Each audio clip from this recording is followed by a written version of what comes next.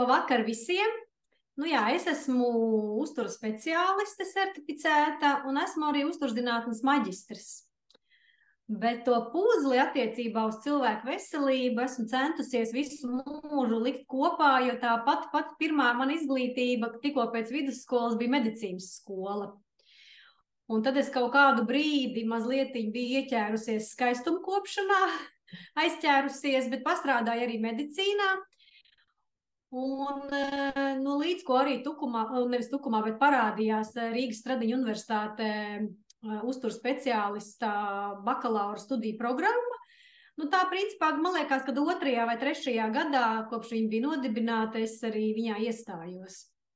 Man pašai tāda sajūta, kad es to programmu esmu gaidījusi visu mūžu. Jo tad, kad tas notika, tad man likās, ka beidzot es esmu tur, kur man jābūt. Man jau tad bija pār pa 40 gadiem. Šobrīd man ir 55, un es teiktu, kad es strādāju darbu, to, kas man dod vislielāko gandarījumu, principā mans darbs ir arī mans dzīvesveids. Un kas ir vēl, es jau minēju to puzli, esmu paspējusi arī pabeigt Latvijas universitātē ajurvēdas studijas programmu, aizbraucu arī uz Indiju, stažējos Indijā dažādās klīnikās, un pa starpām vēl sabiju Amsterdamā Makrobiotikas institūtā. Arī makrobiotika vienu brīdi man interesēja, un tad bija tāds laiks, kad uz Rīgu brauca Tibetas medicīnas skolas ārsti, un bija tādi gari un plaši kursi par Tibetas un par Ķīnas medicīnu, un tad arī tur es biju. Vārdu sakot, visu šo puzli es lieku kopā, un man ir pašai tāda sajūta, jo es vairāk par to visu zinu un vairāk interesējos, jo es mazāk zinu. Un tāpēc, lai pieliktu šim visam punktu, es pat pagājušajā nedēļā noslēdzu līgumu un iestājos Anglijā Integratīvās uzturterapijas institūtā. Un tā kā ar janvāri es turpināšu vēl jo vairāk to puzli likt kopā no tiem krikumiem, ko es esmu visur, kur viņu, tā teikt, salasījus, likšu tagad to bildi tādu pilnībā kopā. Vismaz es tā ļoti ceru, ka tā tas viss man notiksies. Un plus vēl par cik varētu teikt tā, ka es neesmu piedzimusi super veselīgs bērniņš, man ir bijuši iedzimti dažādi defekti saistībā tieši ar sirdi, man ir 2 reizes operēta sirds jau bijusi, tad vienmēr es esmu ļoti domājusi par to, kā dzīvot man tā, lai es maksimāli ērti un labi justos. Vienkārši tā tīri intuitīvi un pēc savām sajūtām. Un jo vienmēr esmu domājusi par savu svaru, vienmēr esmu domājusi par savām fiziskajām aktivitātēm, un tikai tagad, retrospektīvi atskatoties atpakaļ uz savu dzīvi, tikai tagad man nāk tas saprāts un saprašana par to, ka principā es esmu darījusi visu ļoti pareizi, jo, kas attiecās uz tām fiziskajām aktivitātēm, tad mums sievietēm katrā vecuma posmā ir ieteicamākās tādas mazliet citādāka veida fiziskās aktivitātes. Nevar cilvēks visu mūžu, un es nezinu, lēkāt aerobikā vai lēkāt zumbā. Katram vecuma posmam savs. Un arī katram ir savs mērķis, ko mēs vēlamies panākt. Un tāpēc, ja mēs zinām to mērķi, tad mēs arī mērķiecīgi uz to varam virzīties un atkarīgs tas, kā mēs to savu dzīves puzli kopā liksim. Un cita starpā, kad man atnāca tā doma par tām fiziskajām aktivitātēm, tad es domāju, nē, man ar šo nepietiek, man vajag urbt dziļāk un tālāk, un Covid laikā es izmācījos arī kā in-jogas skolotājs. Tā kā, jo pati es šogad jau būs, ja es nekļūdos, 18. gads, kopš es nodarbojos ar jogu. Un es pati uzskatu un domāju, ka joga ir tas, kas mani ir noturējis tai savā maksimāli iespējamā, vislabākajā fiziskajā stāvoklī, kāds vien pie maniem apstākļiem ir iespējams. Un pirmos 10 gadus es gāju 2 reizes nedēļā uz jogu, un tagad jau pēdējo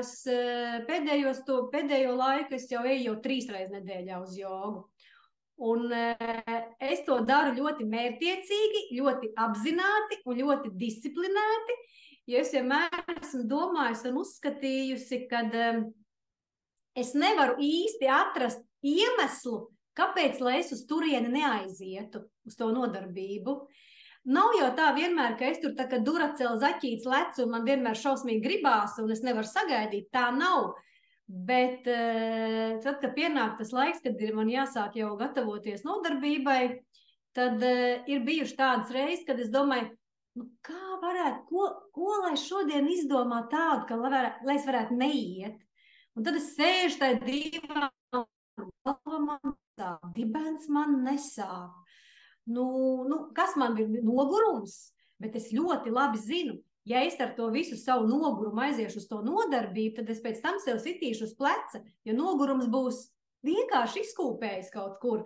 Jā, labi, tādās reizēs, kad man negribās iet, es tur varbūt arī haltūrēšu un nedarīšu visu maksimumu pēc pilnas programmas, bet vienalga es būšu aizgājusi un es būšu vismaz tomēr kaut kā izkustējusies. Nu, tā ir tāda mana pieeja tam, kā es tās lietas daru. Un plus vēl tā fiziskā aktivitāte, es vienmēr esmu domājusi arī un runājot ar cilvēkiem, to vienmēr stāstu, jo tev ir vairāk tās fizisko aktivitāšu iespējas, un jo tu vairāk esi savas dzīves laikā apguvis, jo, protams, tas ir labāk. Un tāpēc es braucu ar kalnu slēpēm, ar distanču slēpēm, ar snowboardu, ar riteni, nojoju, ar moci braucu. Var sakot, es pat nezinu vispār, ko es neesmu darījusi. Un kas ir tas foršākais tajā visā? Un tas ir tas, kas noder tagad pēc 50. Tas ir tas, ka visas šīs fiziskās aktivitātes attīsta līdzsvara sajūtu. Un tāpēc, mīļās dāmas, ja jums ir problēmas ar līdzsvaru sajūtu, darat visu, lai jūs to attīstītu, un par vēlu nav nekad sākt. Es, piemēram, citreiz trauksmu mazgājot virtuvē stāvu pie izlietnes uz vienas kājas, vai veļu gludinot es stāvu uz vienas kājas, vai kaut kādus izdomāju vienmēr kaut kādus tādus kā vingrinājumus, ko es varu ieviest savā ikdienā, kas attīsta to manu līdzsvaru sajūtu. Tas ir ļoti, ļoti, ļoti, ļoti svarīgi. Tas ir mūsu smadzenēm ļoti svarīgi. Tas, kā mēs vispār tas, kā mēs iemācīsimies sajust savu ķermeni, nu, tā kā tās fiziskās aktivitātes, un, protams, ka bez tām fiziskajām aktivitātēm arī, es vienmēr saku, tas mans pēdējā laika tāds teiciens, es saku, mīļās, darat vienalga ko, bet vismaz 3 reizes nedēļā jums jābūt sarkanām. No galvas līdz kājām. Vienalga, kā jūs to panāksiet, rīvējieties, berzējieties, knaibaties ar vakuum banciņām, medus masāžām, augstām ūdens peldēm, dvielīšiem, cimdiņiem. Nu, es nezinu, ko var izdomāt, bet mēs tādā veidā vienkārši stimulējam to savu asinsriti. Un tas ir tas, kas mums palīdz justies labi, kas mums palīdz izskatīties labi, kas mums palīdz atbrīvot no visādām, teiksim, kaut kādiem iekaisuma procesiem mūsu ķermenī, jo tas ir viss atkarīgs no asinsrites. Jo labāka asinsrite, jo labāka dzīve, principā tā arī var teikt. Nu, lūk, un tad vēl, protams, tas, ko mēs liekam savā mutē. Un arī pēdējā laikā arī par šo ļoti daudz runāju, kad lai tas mazumiņš, ko mēs apēdam, lai viņš dotu mums maksimālu labumu, lai pats mazumiņš, un tāpēc nav vispār jēgas runāt par veselīgu uzturu, kamēr mēs neesam izravidējuši savus plauktiņus, savus skapīšus, savus virtuves, un neesam to visu, galvas, un neesam to visu atbrīvojuši no tādiem ēdieniem, kas ir bezjēdzīgi, bezvērtīgi, kas mums nedod nekādu labumu, kas mūs padara smagākas, kas mums atņem enerģiju, kas mums liek justies nogurušām, kas mums paaugstina asinsspiedienu, holesterīnu, cukuru līmeni, kas mums veicina iekaisuma procesus dažādus. kamēr mēs no tā netiksim vaļā, tikmēr nav īsti nekādas jēgas domāt par to, ko tad tādu veselīgu apēst. Jo nav jau jēgas arī dzert to kalogēnu, ja mēs esam saldummīļi, ja mēs štopējam iekšā cepums un končas, tad tā kalogēna dzeršana ir pilnīgi bezjēdzīga. Un tā var tādus, to var pateikt par ļoti daudzām lietām, ko mēs darām, tāpēc, ka tas ir populāri, tāpēc, ka tas ir modē, tāpēc, ka tā visi dara, bet jāsāk domāt ar tiem pamatiem, ar tām saknēm, lai mēs varētu kaut ko tā kā, tālāk, jo tas ēdiens, ko mēs apēdam, tas dod norādījumus mūsu ķermenim. Un ja mēs ēdīsim tādu ēdienu, kas dod nepareizos norādījumus, ja, kas mums atņem to enerģiju un atņem to spēku un padara mūs nesmukāks no āriņas, ja tā var izteikties, ja, tad uz ko tad mēs varam cerēt, ko tad mēs varam gaidīt? Nekas tas labs nebūs. Un šajā sakarā, ja es vēl drīkst paturpināt, šajā sakarā man ļoti patīk bišķīt aizņemties gudrības no ajurvēdas, jo arī ajurvēda tieši to pašu apgalvo, kad tas palēdai mehānisms mūsu audu veidošanai rodās no ēdiena. Un viņiem ir tāds termins kā oģas. Tā ir mūsu apziņas bioloģiskā forma. Tas ir tāds dzīvības sulas, dzīvības enerģijas, tāds dzīvības substrāts. Un, protams, kad klasiskā medicīna saka, ka nekas tāds neeksistē, tāpēc, ka to nevar paņemt rokā, to nevar aptaustīt, to nevienā rengenā nevar ieraudzīt, bet tas valda pār mūsu dzīvi, un tā ir tā mūsu enerģija. Un dabīgi, kad enerģija rodās no ēdiena un no gaisa, ko mēs ieelpojam. Un ajurvēdā pastāv tāds princips, ka tas, ko, piemēram, es šodien tādu superveselīgu apēdu, tas par maniem audiem sāks veidoties pēc 7 dienām. Pēc tam pēc 7 dienām veidosies citas audu struktūras, pēc tam pēc 7 dienām vēl citas audu struktūras. Un principā tas veselīgais uzturs, ko mēs ēdam, par mūsu ķermeni pilnībā transformējies ir pēc 1,5 mēneša. Tāpēc tādām visām īslaicīgām diētām, kaut ko tu uz ātro kaut ko izdarīt un kaut ko tur nomest, ja, arī īsti nav nekādas jēgas, vēl jo vairāk šajā vecuma posmā 50+. Tāpēc mums ir jāapzinās, ka patiešām katrs kumos, ko mēs liekam mutē, tam ir jābūt ar pievienoto vērtību, un tam mūs ir jāpadara labākas. Tālūk, mans garais ievads. Jau ievads vien bija ļoti vērtīgs. Jā, varbūt tad tiešām tad tālāk, vai pēc sava plāna, vai man tev kādus jautājumus uzdot? Jā, var kaut ko pajautāt, gan jau tad aizies tā saruna.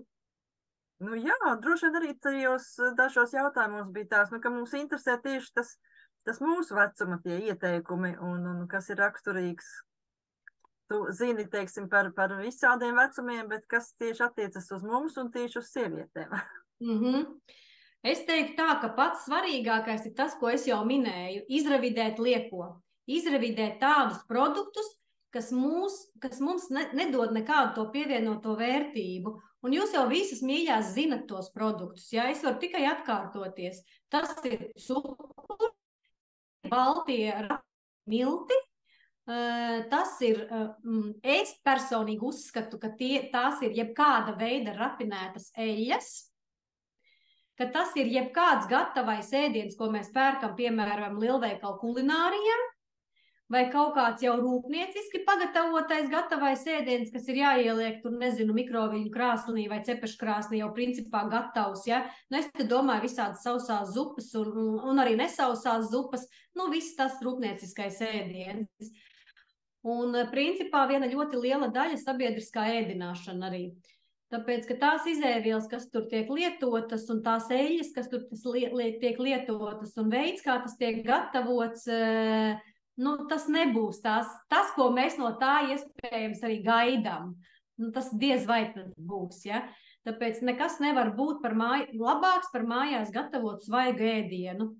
Un, diemžēl, mūsdienās mūsu to ēdienkartes pamatu lielākai daļai cilvēku, es to redzu savā praksē, savā ikdienā, tur ir ļoti liels ogļhidrātu pārsvars. Tā kā es teiktu, īpaši arī šajā vecuma posmā pats svarīgākais ir tikt vaļā no kādas daļas ogļhidrātu, ko mēs ēdam, un tā vietā ielikt vērtīgos, veselīgos taukus. Tāpēc, ka tauki arī ir būvmateriāls, un tauki mums ir vajadzīgs smadzenēm un kognitīvajiem procesiem, un mūsu ādai bija jautājums arī par ādas veselību, ja? Tā kā tās ir tās divas lietas, ka apiegriež vislielāk, principā 3 lietas: izravidēt slikto, noņemt ogļhidrātus un ielikt iekšā vērtīgos taukus. Un tas arī ir viss. Tā kā jo mēs, protams, nevaram nekā apzināti vai ar savu domu spēku ietekmēt hormonus savus, kas sāk buksēt šajā vecuma posmā, bet mēs varam ietekmēt tās smalkās enerģijas mūsu ķermenī. Un tā kā es jau stāstu, ne tikai smalkajā tajā ķermenī, bet arī psihoemocionālajā līmenī. Un tā kā es pievedu to piemēru par to oģas, par to ajurvēdu, tad ēdiens jau ir tās smalkās enerģijas. Un ja mēs ēdam bezvērtīgu ēdienu, tad kādas tur smalkas enerģijas? Tur nekādas smalkas enerģijas nebūs. Tur nebūs tā iekšējā vibrācija, un tur nostrādās arī mūsu smadzenes un psihoemocionālais stāvoklis. Jo tas jau nevienam nav noslēpums, ka mūsu vēders un mūsu smadzenes, es parasti saku, tā ir kā tāda ātra gaita šoseja 2 virzienos. Un visi procesi, kas notiek mūsu zarnās, un mums tur dzīvo vismaz 2 kilogrami dažādas baktērijas, viņas koordinē visus fizioloģiskos procesus mūsu ķermenī, pilnīgi visus. Un tā viena no būtiskākajām saitēm ir tieši šī smadzeņu zarnu ass. Visi procesi, kas notiek zarnās, dod atskaņu smadzenēm, un viss, kas notiek mūsu galvā, dod atskaņu mūsu smadzenēm. Tas, kā vienkārši piemērs, kaut vai pie lieliem stresiem, kad ir tāda pamatīgs stress, tad kas mums notiek? Mums sastraikojās vēders, vai piepūšās, vai caurei piemetās. Un tikai tāpēc, ka mēs stresojam. Stress ir mums galvā, ja? Vai arī otrādi. Tad, kad sievietēm piepūšās vēders, tā sajūta ir, briesmīgi nepatīkama sajūta ir. Īpaši tad, ja kaut kur jāiet ir, ja? Un tad tu nevari aiztaisīt, un tad tev spiež, un tad tu nevari pieliekties. Īstenībā ļoti slikta tā sajūta ir. Un ko tas ietekmē? Tas ietekmē garu stāvokli. Mēs paliekam sapīkušas, mēs paliekam dusmīgas, mēs paliekam niknas, mums nav garas stāvoklis, mums vispār vairs nekur negribās iet, ja jau šitāds vēders, kur es tagad ar tādu iešu, ja? Un tā kā tā informācija tiek savstarpēji koordinēta. Un tādas asis no zarnām ir principā uz visiem orgāniem, uz sirds asinsvadu sistēmu, uz ādu, uz nervu sistēmu, uz aknu, kas mums ir galvenais detoks orgāns. Un tā detoksikācija tai saknās, tā jau var nenotiek tāds kā tāds burvju kaut kāds zizlīts, ja, ka tas viss notiek pats par sevi. Nē, arī, lai tas detoksikācijas process notiktu raiti un stabili, mums ir jāēd tāds ēdiens, kurš veicina šos detoksikācijas procesus. Tas nozīmē attiecīgās aminoskābes, attiecīgās minerālvielas, attiecīgos vitamīnus, visu to, kas iesaistīties šajās detoksikācijas procesos. Tā kā, un mēs atkal nonākam pie tā, ka tas ir atkal ēdiens, grozies kā tu gribi, ja? Citreiz es cilvēkiem jautāju, vai tu tici tam, ka tu esi tas, ko tu ēdi? Kaut kā pēdējā laikā visi saka, jā, ticu, bet ik pa laikam kāds gadās, kas tā domā, nezinu, vai tā būs, nezinu.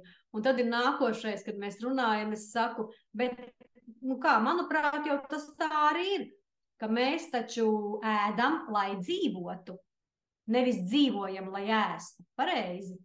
Un, manuprāt, tas ir diezgan bēdīgi.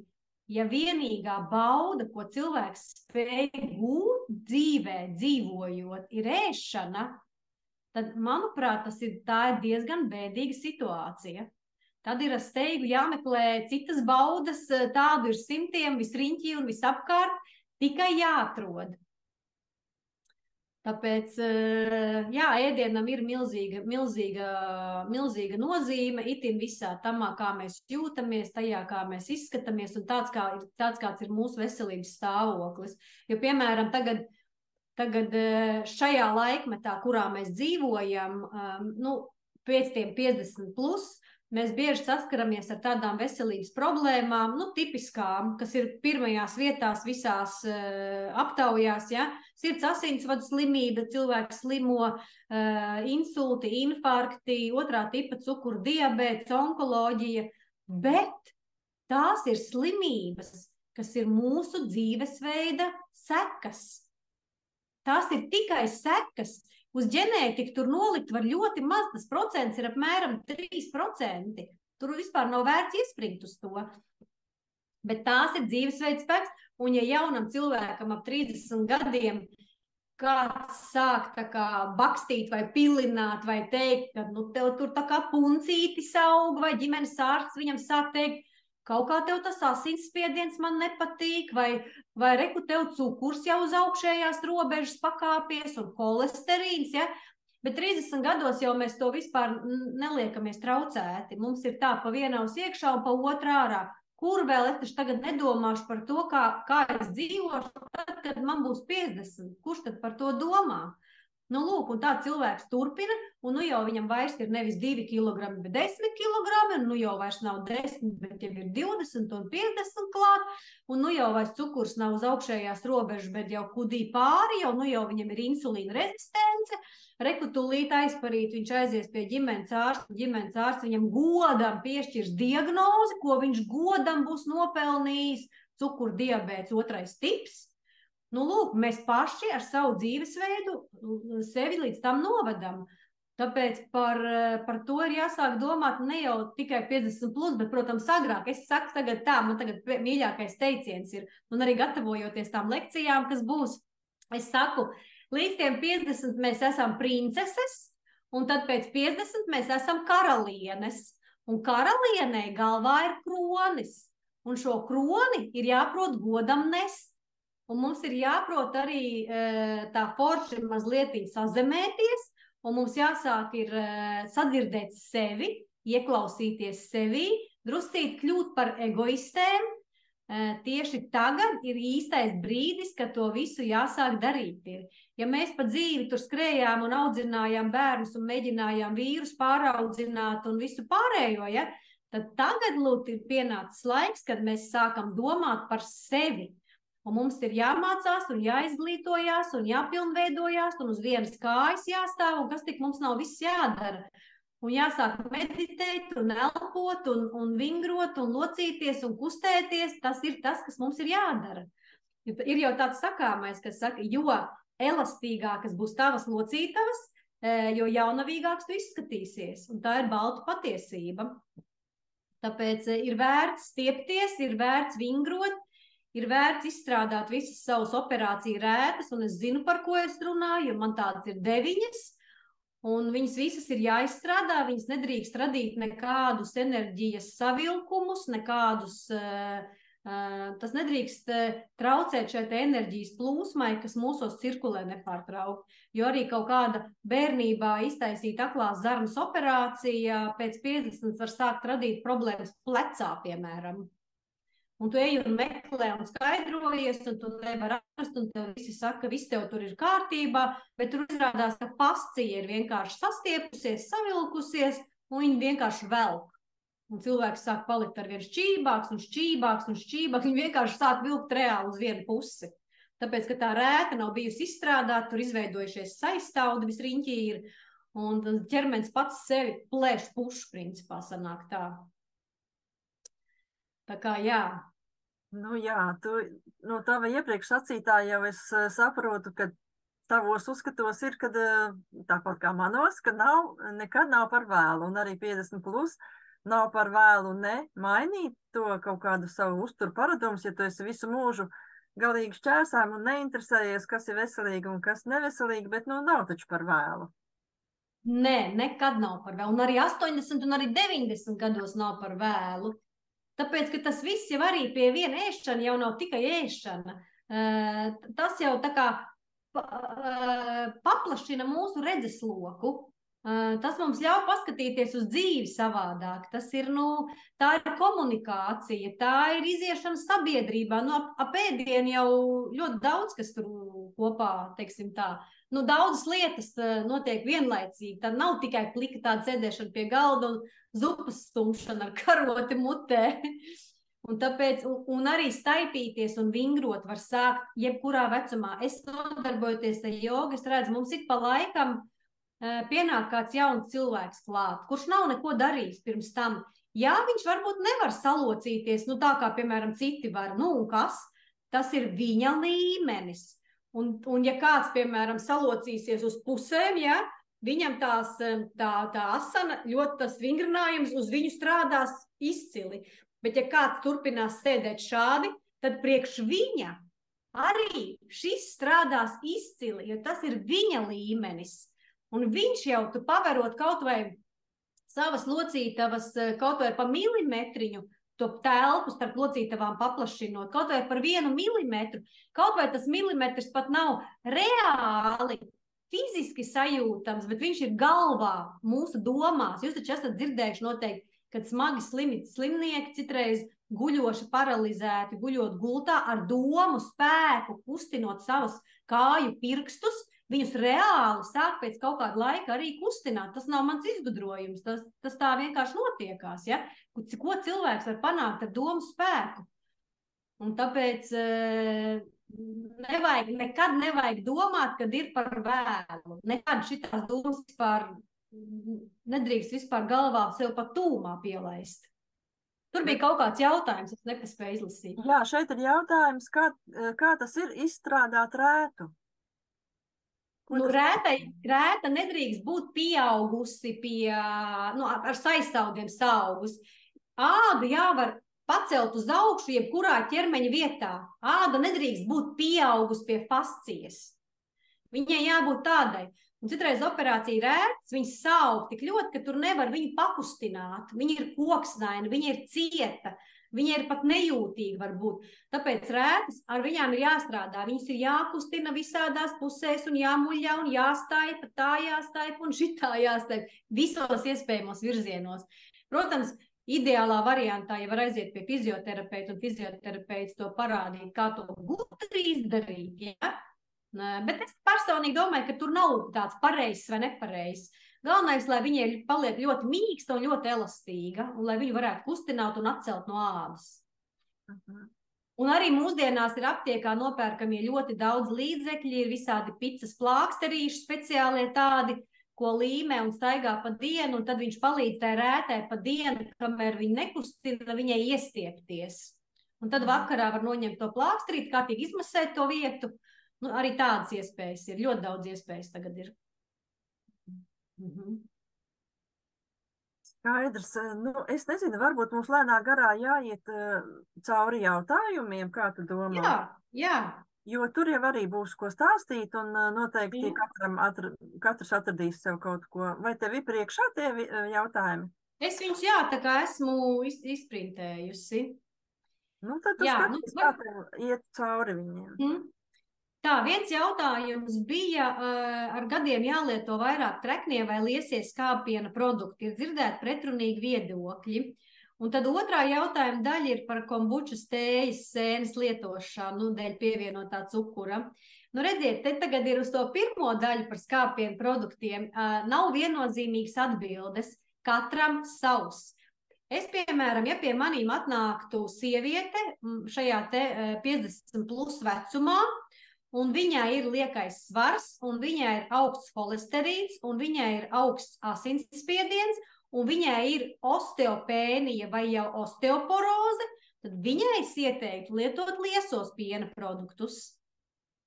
Bet ja stāvoklis būtu pretējs šim, viņai nekas no tā nav, vai kaut kas viens tikai no tā viss ir, tad es teiktu, kādus garšo, tādu sēd. Un neiedziļinies un neiespringst uz tavu procentu. Bet jebkurā gadījumā mums jāsaprot tas ir. jo liesāks piena produkts, jo vairāk viņā būs kalcijs. Tātad, ja ir aktuāls kalcijs, tad jāskatās uz lieso pusi.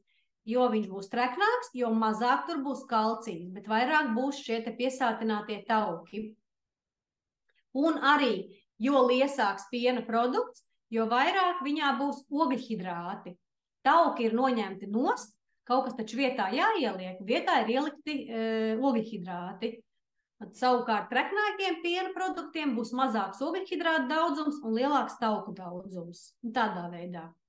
Kas attiecās uz tējas sēni, kombuču, tur tik, cik mēs tur pieberam to cukuru, tur, kad jau tā sēne ir nofermentējusies, tas cukurs tur tik daudz vairs nav, jo tās baktērijas, kas tur dzīvo tai tējas sēnē, vienu lielu daļu no tiem cukuriem jau būs apēdušas, tā vienkārši izsaka, pārstrādājušas.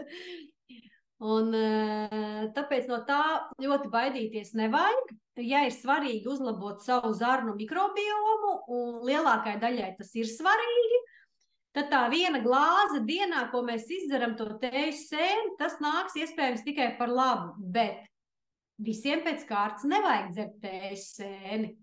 Piemēram, tām sievietēm, kurām ir ādas problēmas, pieņemsim rozācija, viņām ir tieši otrādi jāizvairās no produktiem, kuros ir probiotiskās baktērijas. Jo tas to visu problēmu var vēl vairāk sāsināt. Tā kā redziet, atkal nevar atbildēt balts un melns. Tāpēc es visu laiku uzsveru to, ka mums ir katram sava bioloģiskā individualitāte. Tāpēc arī nevar lielai cilvēku grupai izstāstīt vienotus uzturu ieteikumus. Tāpēc es ar šausmām skatos uz visādām grupām, kur tur sievietes pērk tās vienotās ēdienkartes, kas paredzētas uz ļoti daudziem cilvēkiem. Es nezinu, tur ļoti jāizvērtē, ir individuāli. Kas vienam derēs, tas kādam citam var nederēt. Labi, ejam tālāk. Nākamais jautājums bija, kādi uzturu bagātinātāji būtu jālieto pēc 50. Pirmkārt, kas ir jālieto, kas ir gandrīz vai obligātais, tas ir D vitamīns. Tas mums tā kā skaidrs ir, ja? Viņam mums jābūt ir no 50 līdz 70, ja ir problēmas ar iekaisumu, un tātad iekaisums ir kādās locītavās, vai tie ir kaut kādi artrīti, tur bija jautājums arī par artrītiem, tad vēl jau vairāk viņam vajadzētu būt uz 70 šim D vitamīnam. Un D vitamīns, mēs dzeram D vitamīnu, vienu kaut kādu noteiktu vai nu uztura bagātinātāju, vai nu medikamentu. Un pēc 3 mēnešiem ejam pārbaudīt, kā viņš darbojās šis konkrētais preparāts. Tāpēc, kad mēdz būt arī tā, ka tas viens preparāts nedod to vajadzīgo rezultātu. Un vēl var būt arī tā, ka cilvēkam ir problēmas ar gremošanu, un viņam ir problēmas ar D vitamīnu uzsūkšanu. Un visbiežāk pie vainas šeit būs tieši žultskābes. Ja slikti strādās žults, ja aknas slikti ražo žulti, vai ja žults nebūs pietiekoši koncentrēta, tad iespējams, ka cilvēks var dzert visu mūžu D vitamīnu, un viņš viņam tā arī neuzsūksies. Tad ir vispirms jāmeklē vaina citur kaut kur, gremošanas procesos. Tā kā D vitamīns tas jā, un vēl viena lieta, kas, manuprāt, ir jālieto, tas ir zivju eļļa, omega-3 taukskābes. Principā katru dienu, visu gadu, neatkarīgi no sezonas, tas nav kāds kampaņveidīgs pasākums, jo tā omega-3, tas ir šūnu membrāna. Tas ir tas, no kā sastāv mūsu šūnu membrāna. Viņai jābūt ir super kvalitatīvai, viņai ļoti produktīvi jāstrādā, viņai jālaiž vielas iekšā, jālaiž enerģiju, jālaiž ārā saražoto, un viņai jābūt ir vissuperīgākajā veselībā. Un par to ir atbildīgi tauki, un jo īpaši šīs te omega-3 un omega-9 taukskābes. Tā būtu vēl viena lieta. Tas ir tas pamatiņš, un tad mēs skatāmies tālāk, kā mums tur iet ar to dārzeņu ēšanu, vai mums nevajag kādu antioksidantu. Mēs skatāmies, kā mums notiek detoksikācijas process, mēs vērojam, kāda mums ir gremošana, kāda ir mūsu atskaite toaletē.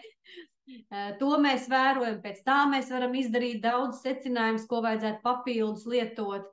Mēs skatāmies, kas mums ir ar asinsvadiem, kas ir ar iekaisuma procesiem, vai mums nevajag kaut kāds uzturu bagātinātājs, kas palīdz mums nokoriģēt cukuru līmeni asinīs vai holesterīnu. Ir ļoti, ļoti daudz iespējas, kā mēs to varam darīt. Un ir tā, ka ir mēdz būt arī uzturu bagātinātāji, kur no dēvas būs atkarīgs tas, kā tas uzturu bagātinātājs darbosies.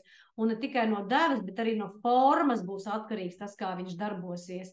Ir, piemēram, magnīs, kas atslābinās, nomierinās un uzlabos vēderizeju, īpaši tad, ja ir aizcietējums, un ir arī pilnīgi pretējās formas. Tāpēc jāzina, ko dzert, kādu formu dzert un kad dzert, no rīta vai vakarā, piemēram. Ja? Varbūt no rīta ir jābūt mundram un prātam jāiet kā pulkstenim, tad nevar dzert no rīta magnī, kurš atslābina. Tad viņš ir jādzer vakarā loģiski, vai ne? Un tā varētu teikt par visiem uzturbagātinātājiem. Tāpēc tāda izvēle, tāpēc, ka tur, nezinu, draudzene dzer vai reklāmu izlasīju vai aptiekā man ieteica. Es, principā, par uzturbagātinātājiem tā individuāli var ieteikt tikai tad, ja es vismaz stundu ar to cilvēku runājusi. Ja es zinu, kā viņš dzīvo, ko viņš ēd, ko viņš dara, ko viņš domā. Tas viss ir ļoti svarīgi, lai varētu ieteikt kaut ko, kas, kā papildināt savu ēdienkarti. Tā kā tā. Tad bija jautājums. Jautājums klāt pie šī paša par uzturbagātinātājiem. Kopumā par tādu domu, kā lietot uzturbagātinātājus paralēli uzturam, tu atzīsti, jo ir dažādi uzskati. Jā, es atzīstu, vēl jau vairāk 50+. Ja vēl līdz tiem 50 mums organisms ļoti daudz kompensē, un ļoti daudz mēs varam izbraukt uz kādu cita rēķina, tā sakot, ja? Tad 50+, kad mums resursi sāk mazināties, reāli tie resursi mums sāk mazināties.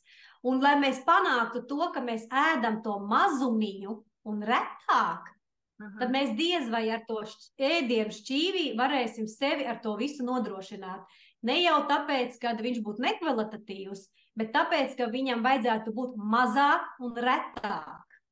Tieši tāpēc. Jautājums par trifolu super, man super ļoti patīk, es atbalstu un iesaku, arī ļoti bieži iesaku trifolu lietot. Tad bija tāds tradicionālais jautājums, kas ir vienmēr par tieksmi pēc saldumiem un kādi varētu būt iemesli.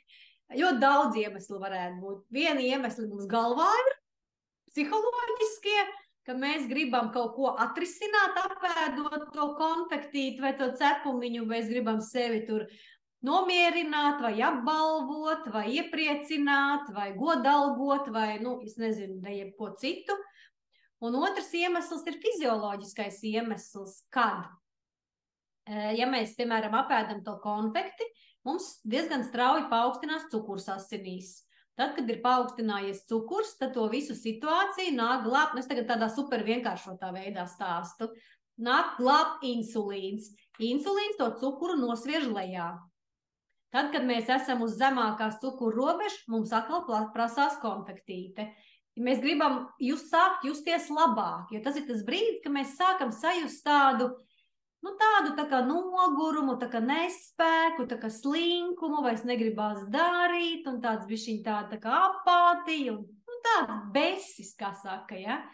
Mēs atkal apēdam konfekti, mums cukurs augšā, atkal nāk insulīns, nodzen cukuru lejā, mums atkal vajag saldumiņu. Un tāpēc es personīgi kā speciālists, es esmu ļoti pret viena salduma aizstāšanu pret citu saldumu. Es esmu pret konfekšu vietā sākt ēst dateles vai rozīnes, piemēram, ja? Tāds klasiskais variants. Es esmu pret, jo tā ir atkarība.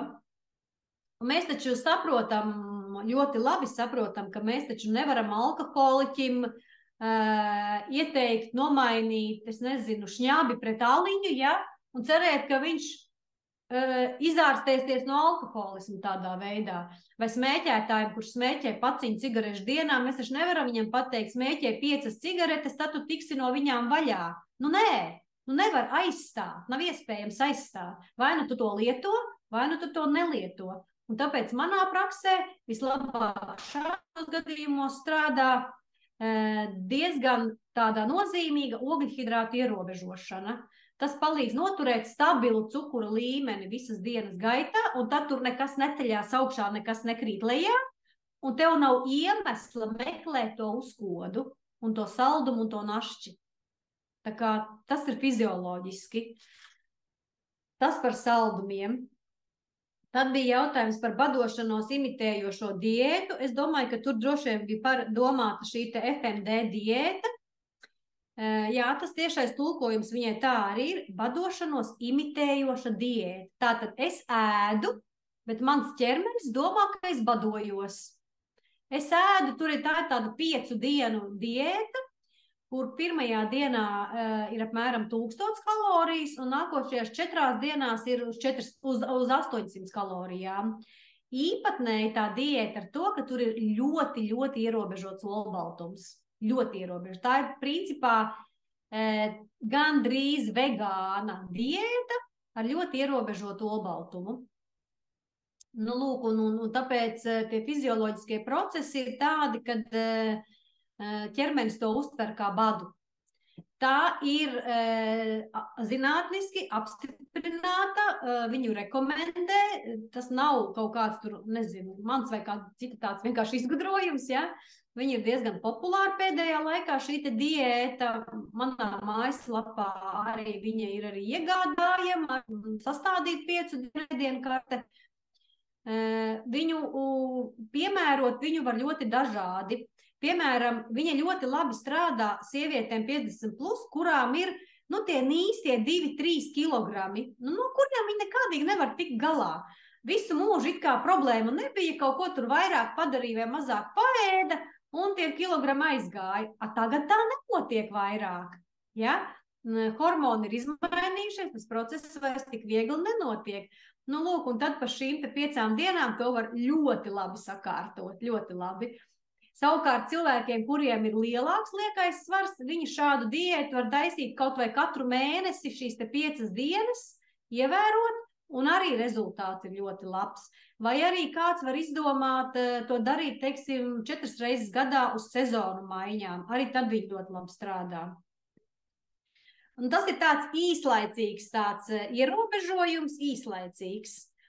Bet toties pārējā laikā tu ēd tā, kā tu esi ierasts ēst. Protams, es nedomāju par galējībām un par pārmērībām, ja? Bet bez tādiem ļoti drastiskiem ierobežojumiem. Tā, tad mums bija jautājums par sausu ādu. Tas ir tas, ko es runāju par zarnu mikrofloru. Jāsāk ir, ja grib domāt par ādu, ir jādomā par zarnām. Tas ir skaidrs. Tāpēc, kad ādas veselība būs atkarīgs no zarnu veselības. Ja mēs zarnu izgrieztu uz ārpusi, tad tā būtu mūsu āda, principā. Tas pats vien sanāk. Izklausās mazliet jocīgi, es zinu, bet tā tas ir. Un tad atkal ogļhidrātus nost, taukus klāt, neaizmirst par ūdens dzeršanu, un tas ir vispār arī pamats, tāpēc padzeramies. Man pašais, kad aizrunājos, man te var stāvēt, es nezinu, kādas glāzes priekšā, kad aizrunājos, tad es neatceros, ka man jāpadzerās ir. Lūk, arī lecitīns šādā gadījumā var ļoti labi palīdzēt. Tas ir fosfolipīds lecitīns savas sādas gadījumā, bet principā pamats sakārtot mikrobiomu. Lūk, tā, tad bija jautājums par vai iespējams uzzināt sabalansētu veselīgu ēšanas diētas plānu paraugu cilvēkam ar podagru un artrītu. Jā, es izstrādāju arī ēdienkartes, bet mēnesim noteikti, kad nē, bet vienai nedēļai, 7 dienām, jebkurām problēmām, jebkurām slimībām, bet man to ļoti nepatīk darīt. Un nevis tāpēc, ka es to nemācētu, vai ka man būtu slinkums vai kaut kāda citādāka iemesla, es viņus tūkstošiem taisīšu tās ēdienkartes. Bet tāpēc, ka es vienalga stāvu un krītu par to, ka cilvēkam ir jābūt sapratnei. Vispirms ir jānāk uz konsultāciju, tas viss ir jāizrunā, cilvēkam jābūt sapratnei, un tad, kad viņš sapratīs tās lietas, kā tas viss darbojās, viņam nevajadzēs ēdienkarti. jo viņš pats zinās, ko ēst. Jo tāpēc, kad neviens cilvēks no malas nevar pateikt konkrēti, iedot konkrēts recepts ar konkrētiem daudzumiem, ko konkrēti ēst. Viņš vienkārši nestrādā, tas nedarbojās ilglaicīgā periodā. Bet jā, bet iespēja tāda ir, protams, jā. Manas domas par mājas konservējumiem. Marinēti gurķīši, tomāti, želejā un ievārījums. Visam sava vieta. Visam sava vieta. Es domāju, ka pa dienu apēdot karot ievārījumu, neviens nepaliek ne resns, ne slims, vai ne? Mierīgi var to darīt. Un gurķīši un tomāti un vispārējais, kas ir konservējumi etiķos un eļļās. Pirmkārt, tas atkarīgs, cik kvalitatīvs tas etiķis un kas tā būs par eļļu, ja? Tas ir viens jautājums. Un otrs, ja mūsu, piemēram, pusdienu un vakariņu dārzeņu porcija ir apmēram mūsu plaukstas lielumā, tad tas konservējums ir šitā īkšķa daļa. Tas konservējums, marinētie gurķīši neaizstās visus dārzeņus, kas mums vajadzētu apēst. Tā būs tikai piedeva pie dārzeņiem. Ar to mums jārēķinās. Bet tā kopumā ņemot, nav jau nekāda vaina. Tā, un es jau pašā sākumā, tur bija jautājums, kas šodien ienācās par to uzturu iestājoties menopauzē. Tas ir tas, ko mēs runājam, vai ne? Ogļhidrāts mazāk, taukus vairāk, likvidēt visu lieko, nevērtīgo, bezvērtīgo.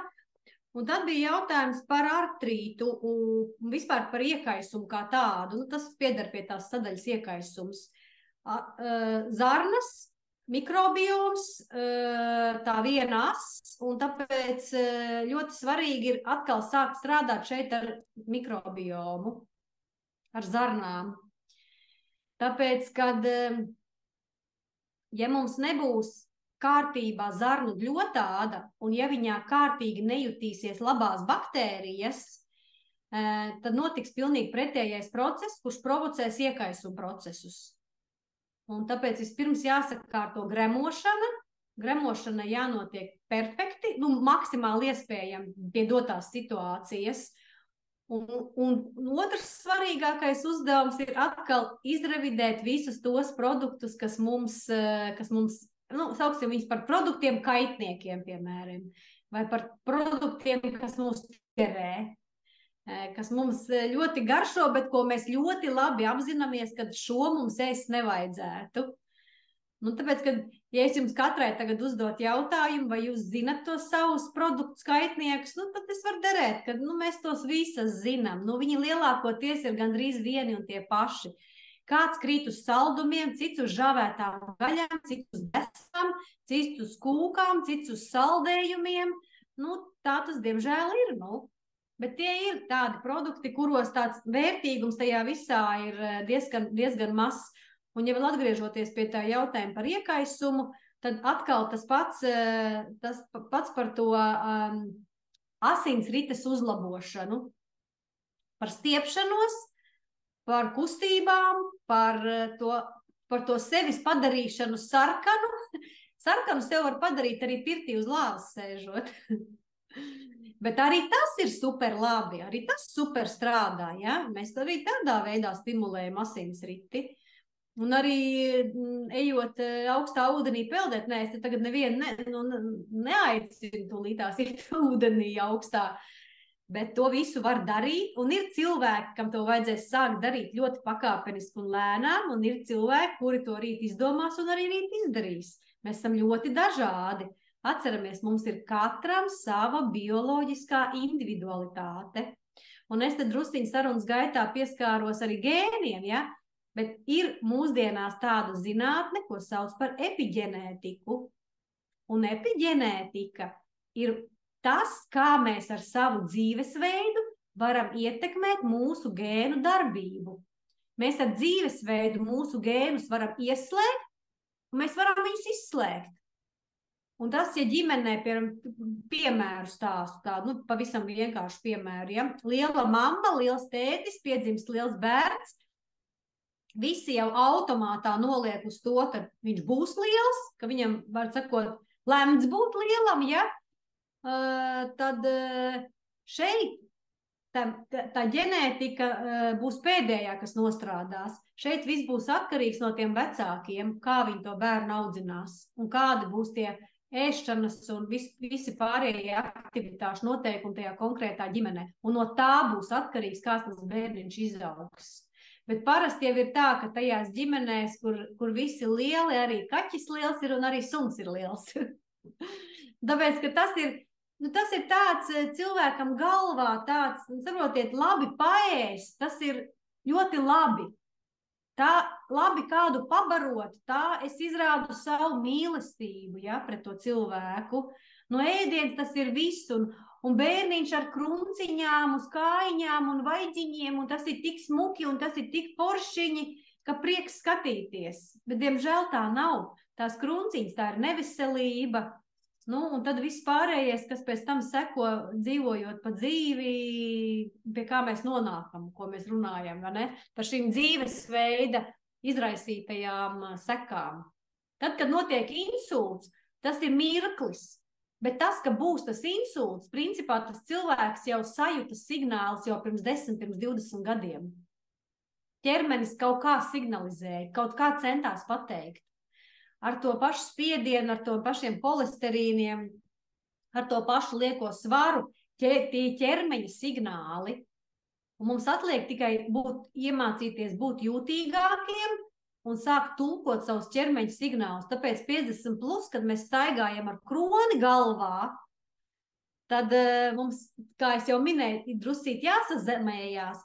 Un ja mēs neesam līdz tiem 50 iemācījušās ieklausīties savos ķermeņa signālos, tad tagad ir īstais brīdis. Īstais brīdis neignorēt to visu. Ja mēs gribam kvalitatīvi dzīvot, te neiet runa par ilgumu, te iet runa par kvalitāti. Tad nav cita varianta, kā sadzirdēt šos te signālus un attiecīgi rīkoties. Tā ir. Jā. Vai es kļūdos, bet man liekas, ka tu esi vienu jautājumu izlaidusi, vai varbūt es palaidu garām, bet bija jautājums par uzkodām starp ēdienreizēm. Jā, es esmu palaidus garām. Tā. Jā, ko drīkst ēst uzkodās starp ēdienreizēm? Pirmkārt, tā pa lielam. Es esmu pret uzkodām vispār. Es esmu jo mazāk reizes mēs kaut ko bāzīsim mutē, jo labāk mēs jutīsimies un labāks būs mūsu glukozes līmenis ķermenī. Ilgdzīvotājs, kad pētīja, tad tas, kas tur kristalizējās ārā, kas tur bija kopīgs daudzām tautām, kur šos ilgdzīvotājus pētīja, viņiem tur iznāca ārā tas, kad mazs ēdienu kvalitatīvs, mazs ēdienu daudzums un retas ēdienreizes. Tāpēc es esmu par to, ka bez uzkodām, bet dzīvē notiek kā jau dzīvē un kādreiz tā uzkoda ir nepieciešama, tad katrā ziņā viņai jābūt tādai, kas pārāk neietekmē cukuru un insulīnu. Piemēram, tad klasiskie piemēri ir riekstiņi, vai, piemēram, avokādo, vai vārīta ola. Pavisam vienkārši, vai tas varētu būt kaut kāds, piemēram, lincēku ķīsels, tāds biezs, ka karots stāv. Ja vēl cilvēkam, piemēram, ir tendence uz aizcietējumiem, tad no melnām plūmēm un lincēklām savārīts tās ķīsels, un tad burtiski 1-2 ēdamkarots nosūkāt, tās būs šķiedrvielas, tas būs tas, kas stimulēs zarnu peristaltiku, uzlabos to vēderizeju un iedos sātu sajūtu. Tā kā te ir 3 vienā principā sanāk. Katrā ziņā uzkodās nevajadzētu ēst neko, kas ir cukurs, kas ir milti, kas ir augļi, kas ir tādi tīrie ogļhidrāti. Noteikti, ka nē. Mēs jautājumiem būsim izgājuši cauri. Tagad es gribu pajautāt tieši par to, ko tu piedāvā, piemēram. Tu jau minēji par konsultācijām un par uzturplāniem. Kas ir tas, ko tu piedāvā? Es vienkārši gribu, piemēram, pieņemsim bez kaut kādām lielām hroniskām problēmām, es gribu bišķiņ labāk justies, es gribu ilgāk, kvalitatīvi to savu otrus 50 nodzīvot, vai varbūt ir kaut kādas nelielas problēmiņas, tad es varu doties pie tevis uz konsultāciju, izrunāt par to, ko man labāk ēst vai kā. Jā, var manā mājaslapā apskatīties, tur ir ļoti daudz pakalpojumi, ko es piedāvāju, tas, kā tā konsultācija varētu notikt. Bet parasti vienmēr es sāku ar stundu garu konsultāciju, un tad mēs arī konsultācijas laikā vienojamies, kā notiks tā mūsu turpmākā sadarbība. Varbūt viņa arī nenotiks, un varbūt, kad arī viņa nav vajadzīga. Vai arī cilvēks gribēs, piemēram, man ir tāds pakalpojums kā uzraudzība, WhatsApp uzraudzība, tā es viņas nosaukusi, ja? Un tad cilvēks tā kā atskaitās par to, ko viņš dara, varbūt viņš kādreiz kādu savu ēdienu nofotografē. Viņam ir tāda labāka sajūta, kad citreiz cilvēki nāk konsultācijās un saka, man vajag vagaru. Man nepatīk būt kā vagaram, ja, bet tā ir ļoti laba tāda tiem cilvēkiem, kam tas ir vajadzīgs. Un tad ir īsās konsultācijas, var sakot, tur tajā mājaslapā to visu var redzēt, kā to darīt. Bet ko es gribu pateikt, kad tagad mums būs nākoša nedēļa, otrdienā mums sāksies, mums būs sadarbībā ar masieru asociāciju, būs 2 lekcijas par menopauzi. Un es tā sapratu no masieru asociācijas, kad arī šīs grupas biedriem tiek piedāvāt 15% atlaide. Jā. Un tā cena tām 2 lekcijām ir 28 eiro. Un šis ieraksts, protams, jau foršāk ir klausīties tiešsaistē, bet šie te lekcija ierakstījums paliek uz 6 mēnešiem, tad jūs varat pēc tam klausīties, kad sanāk laiks un kad ir brīva vaļa. Un šīs te 2 lekcijas par menopauzi es esmu sagatavojusi, teiksim, varbūt mazliet tā kā dziļāk ieejot visos tajos procesos, ne tajos klasiskajos, par ko parasti runā, kad šajā vecuma posmā, bet mēs runāsim par šūnu enerģiju, par mitohondriālo veselību, mēs runāsim par to pašu epiģenētiku, mēs runāsim par detoksikācijas procesiem aknās, tieši konkrēti jau, kas ir tās vielas, kas mums ir nepieciešams, lai tas viss tur labi notiktos. Jo arī šis vecuma posms ir tāds, ka mēs diezgan ne jau, protams, visas, bet kad ir jālieto kaut kādi medikamenti vai ir bijusi kaut kāda medicīniskā iejaukšanās. Tāpēc ir ļoti svarīgi, lai tā akna mums strādātu tā, kā viņai jāstrādā. Lūk, tā kā tā drustīt padziļinātāk, cik es varēšu tajās, sanāk tā, ka vienas lekcijas ilgums ir 1,5 stundu. Un cik es varēšu maksimumu ielikt tajās 3 stundās, tik arī mēs runāsim. Mazliet pieskāršos no ajurvēdas skatu punkta, ko ajurvēda saka par menopauzi, par kaut kādām tādām dzīvesveida izmaiņām. Tādā veidā būs šīs 2 lekcijas. Jā, pēc šīs mūsu sarunas es tā domāju, ka šovakar jau es ielikšu arī informāciju Facebook lapā mūsu un arī par to, kad ir atlaide mūsu grupas dāmām pēc šīs webināra. Jā, kas man vēl bija pajautājams? Jā, es vēlējos vēl jautāt par to, kad tuvojās svētki, un mēs ļoti gribam izvairīties no tiem baltajiem miltiem un cukuriem, un, piemēram, kaut vai tavās mājās, kādi tev ir tie veselīgie svētki, veselīgais svētku galds? Jā, man ir, principā, ziemas, es parasti vienmēr saku tā, ka es ēdu kā lācis. Es ziemā ēdu savādāk, vasarā ēdu savādāk, pavasarī savādāk, rudenī savādāk, un pie tam mans ēdiens ir visu mūžu mainījies atkarībā no tā, kādā es esmu dzīves posmā vai krīzē. Kad bērni dzima, bija citādāk, tad bija barošanas laiks, bija citādāk, tad bija skološanas laiks, bija citādāk, un var sakot, man tas es vienmēr esmu piemeklējusi attiecīgam brīdim, attiecīgi to ēdienu un to dzīvesveidu, kas man tanī brīdī vislabāk der un vislabāk nostrādā, ar ko es vislabāk jūtos.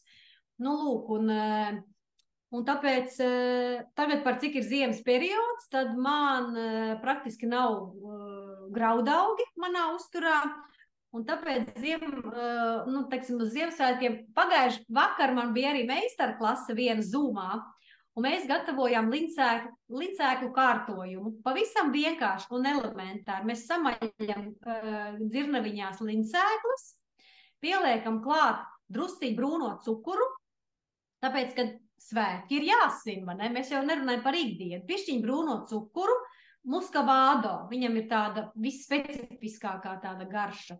Un pieliekam klāt piparkūku garšvielas. Vai citreiz viņas sauc par garšvielas pie kafijas. Vai citur viņas sauc par garšvielas karstvīnam. Nu, dažādi. Tur ir krusnagliņas, kanēlis, šitas kardamons, nu, viss šīs ziemas sildošās garšvielas. Var sakot, vienā bļodiņā samaisam lincēklas ar cukuriņu un garšvielām. Tad paņemam jogurtu, otrā bļodiņā un trešā bļodiņā uzvāram viselementārāko, visbanālāko ķīselīti. Man patīk vislabāk no meža dzērvenēm. Ar kartupeļu cieti, klasika, visparastākais variants, tad pabiezu ķīselīti. Es viņu vāru ļoti īsu laiku, tad, kad sāk jau tās odziņas jau sprakšķēt, es paņemu ar kartupeļu stampiņu uzstampāju, lai man nebūtu ilgāk jāvār, kamēr viņas izšķīst. Es viņas bišķiņi sastampāju, burtiski viņi man pavārās 2-3 minūtes.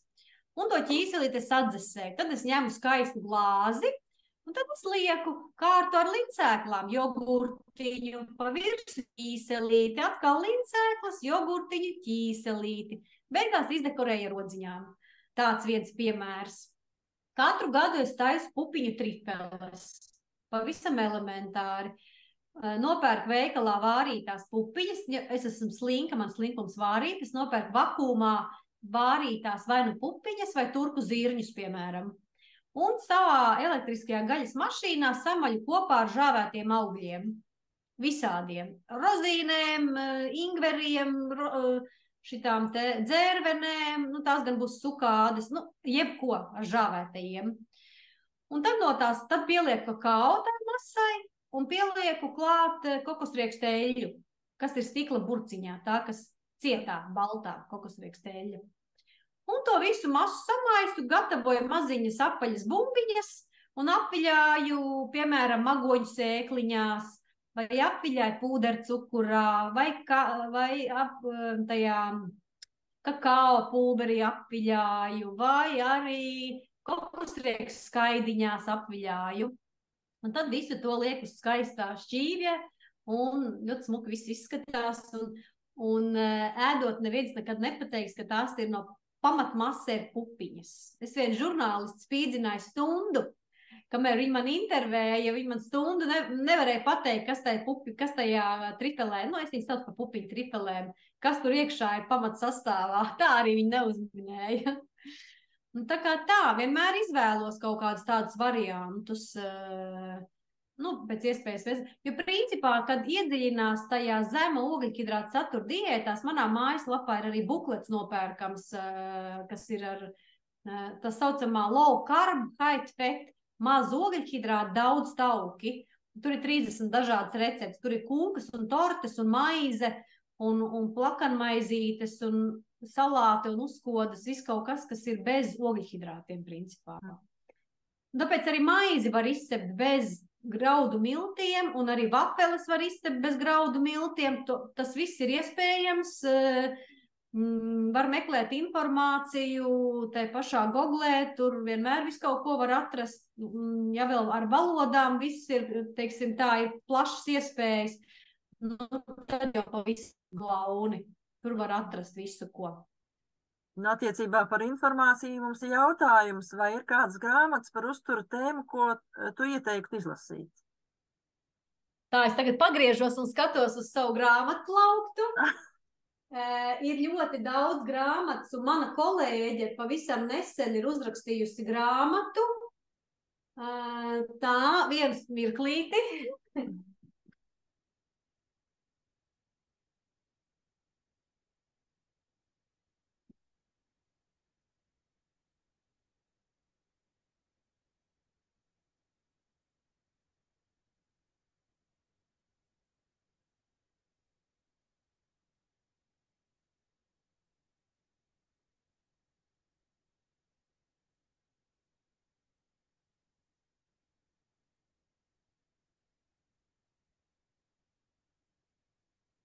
Man arī patīk ļoti meklēt un glabāt grāmatas, informāciju grāmatās, nevis tikai internetā. Kaut gan mūsdienās tik daudz ir atrodams internetā, bet man ļoti patīk grāmatas kā tādas. Arī Ja jūs redzētu, cik man daudz grāmatas ir, tad man vienkārši ārprāts man ir. Un tagad tieši to grāmatu, ko es gribu atrast, es nevaru atrast. Labi, es viņu nemeklēšu vairāk, es viņu nevaru atrast ātrumā, bet ir man kolēģi, un pēkšņi galvenais, ka visstrakākais, ka es pēkšņi uzvārdu viņi arī aizmirsu. Bet tu atcerēsies, un tu man pateiksi, un kad es sūtīšu ierakstu, tas jau noteikti būs rīt vai parīt, tad es arī varēšu pierakstīt klāt. Jā, es viņu sameklēšu, un jā. Viņa ir ļoti smuki sarakstījusi visu par to, izgājusi cauri visam, kas tad ir ogļhidrāti, kas olbaltumvielas, tā ļoti fēni sarakstīts viss. Man ļoti patīk tā grāmata. Jā, sarunāts. Tev ir uzdevums atrast pāris dienā. Jā, es domāju, mēs tā kā tuvojamies tādam noslēgumam, par lekciju mēs izstāstījām. Par konsultācijām un visu kaut ko atradīs tavā mājaslapā. Es jau uzrakstīju adresīti ilzelutere.lv, viegli atcerēties. Varbūt noslēgumā vēl kaut kas, ko tu gribētu tādu iedvesmojoši pateikt mums sievietēm 50+. Tas ir tie galvenie atslēgas vārdi. Pirmkārt, ka nekad nav par vēlu sākt, vienmēr var turpināt.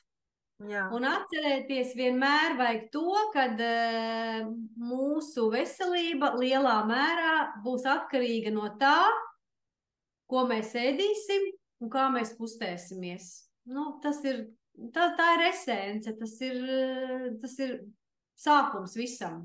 Jā. Mēs esam tas, ko mēs ēdam. Tā tas, diemžēl, ir. Laikam gan, jā. Man arī ļoti iedvesmo tādi cilvēki kā tu, kas... Lūk, 55 tev ir, ja tu teici.